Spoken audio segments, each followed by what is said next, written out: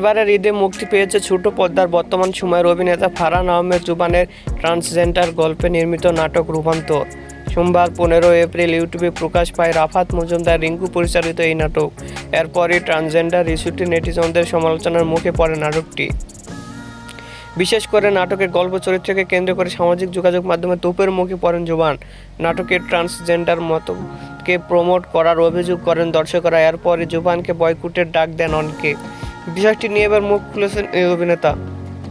জুবান বলেছেন, ভবিষ্যতে এ ধরনের কাজ করবেন না তিনি। একই সঙ্গে খুব শীঘ্রই এ বিষয়ে নিজের অবস্থান পরিষ্কার করে একটি আনুষ্ঠানিক বিবৃতি দেবেন।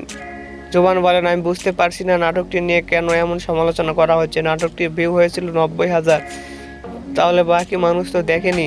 আমার মনে হয় না তারা দেখে সমালোচনা করছে। বিষয়টি নিয়ে আমি ঘোরের মধ্যে আছি, বুঝতে পারছি না কি হচ্ছে।